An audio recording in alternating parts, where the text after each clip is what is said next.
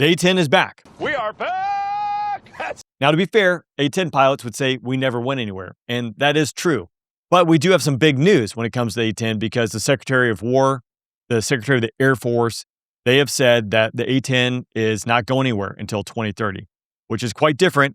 While the A-10 has been planned to be divested numerous times over the years, I think it really was staring down its final days as numerous squadrons have been deactivated. I just had General Sebring, who is in charge of the Ogden Air Logistic Complex out at Hill Air Force Base, and he even mentions there they had the final ceremony for the A-10 depot, the heavy level maintenance that occurs for the A-10. That shut down in February. So the A-10 was on its way out the door. Now, Congress did do a little bit of a glove save, saying that the Air Force can't divest the A-10 in 2026.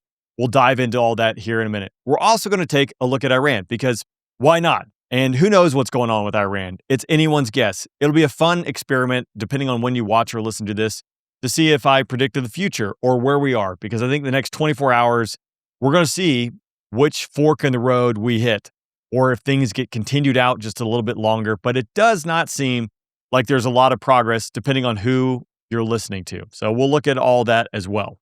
Now, the A-10, let's dive into this piece. The A-10 has been on the chopping block really since Desert Storm. We didn't think we'd ever use it again, and it always comes back up because I think everyone is in agreement. There is no other platform out there that can do close air support as well as the A-10. And now, if we look at the corporate knowledge that has been built inside the A-10 community, it is irreplaceable. And I, for the purpose of this video, am just going to completely gloss over the close air support. We are just going to go and chalk that one up in the win column for the A-10, and no one's coming close to it. We're going to talk about combat search and rescue, which has been applicable, and we have seen that play out in the last few weeks. Now, if the Air Force could keep the A-10, I think they would. It really comes down to managing of priorities. If the Air Force had unlimited funds, no doubt they would keep the A-10 because it has a unique set of tools that it brings to the fight, to the combatant commanders, going out there doing close air support, in this case, combat search and rescue, etc. No one does it as well as the A-10. However, when the Air Force is looking at limited funds, investing in future technologies, in future platforms, they've had to make some decisions. And when they don't have unlimited funds, they start chopping away. The A-10, while the plane is getting older and it is reliable, it still costs a lot to maintain. And sure, the argument's going to be it costs less to operate an A-10 than a B-2 or an F-22 or work on it. But again, as planes get older and older, more parts break. The A-10 went through a re-winging, retooling the entire wings, which extended its life. But how many times can you do that? Now, maybe an infinite number of times. I honestly don't know, but ultimately, it was a platform that was costing the Air Force money, and the Air Force wanted to spend money in other places. So now I think it's important to look at that Sandy role. So this is the mission set that only the A-10 does. This was born out of Vietnam, combat search and rescue. Flash has talked about it on the podcast before, coming from his A-10 days, and I think he highlights it very well. I don't think the Air Force had a good game plan or a game plan at all when it comes to transferring that skill set, that knowledge base of combat search and rescue when it comes to rescort, escorting the rescue helicopters or platforms into the threat area.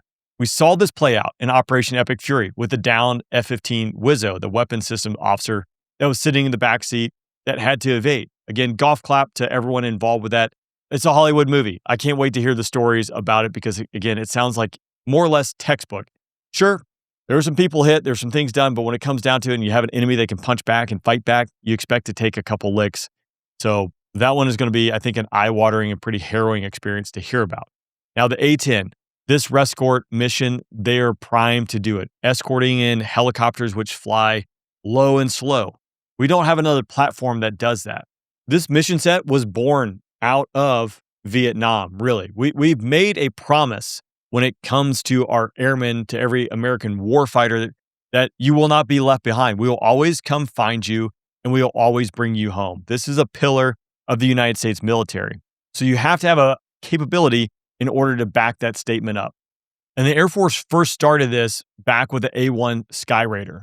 Now, the Sandy call sign traces its way back to 1965 with Captain J.W. Doc George, who was an A-1 Skyraider pilot at Udorn Air Base in Thailand. The A-1 was a World War II era carrier-based aircraft as well as a land-based aircraft, depending on which variant it was. but it had the ability to fly low and slow and carry a massive amount of weapons and loiter over the battlefield for long periods of time. This was a uniquely suited platform to carry out this one mission and helping pull out downed pilots from behind enemy territory. Especially in that time frame, the A-1 worked so well because jets often had to leave the area very quickly. They had low loiter time because they had to refuel or they had to go rearm. The Sandys provided near continuous suppressing fire until helicopters could extract down airmen, low and slow, with thick skin, massive firepower, and they could stay on station. Now, this mission set eventually migrated to the A-7 and then eventually to the A-10, which inherited the role. All those things you heard me say about the A-1, clearly the A-10 has been built for that. It's a platform that is stable, low altitude, slow speed. It is literally built like a tank, and it's built around a massive gun. It can carry a whole wide range of ordnance. It is perfect for this mission set. Now, I did get to witness the Sandy mission when I was a young lieutenant and I was stationed in a helicopter squadron just waiting to go to pilot training. And I saw some of the brave men and women who would go out there and practice this in South Georgia doing the combat search and rescue mission set. And at the time, I really had no idea what was going on. But today, I fully recognize just the level of skill set, the amount of dedication, the amount of training that went into doing these rescort missions. And probably when I say I fully understand, I recognize there's still so many details into this that I've never been exposed to, that we literally have people that spend an entire career honing this skill set. Now, you will typically fly the Sandy mission with a 4-ship of A-10s. That is the bread and butter. Each one of those Sandys, Sandy 1, 2, 3, and 4, are unique upgrades. They require numerous upgrade rides, simulator rides, classroom academics, just to fulfill the specific role of Sandy 4 or Sandy 3, and eventually Sandy 1, which is seeing the overall picture, the overall mission commander, if you will, when it comes to conducting these rescue operations. And again, everyone inside that formation of those Sandys, they're doing something specifically to help make sure that the helicopters can get to the rescue site, pick up the survivor, and safely get out. Just like people spend years dedicating their lives to flying the A-10 and flying the Sandy mission, that's just one of the mission sets they're checked out on and doing. The A-10, we could spend years talking about it, but I think the important piece here to hammer home is the A-10 is going to be around. Now, some interesting wrinkles. The last A-10 B course, the last set of student pilots to go through the A-10 pipeline, they've gone through. That schoolhouse is shutting down. You're starting to divest these squadrons. So you're not going to have new fighter pilots or attack pilots, if you will, rolling into these fighter squadrons. It's going to be your old graybeards who are hanging around, staying in that A-10 community and continuing.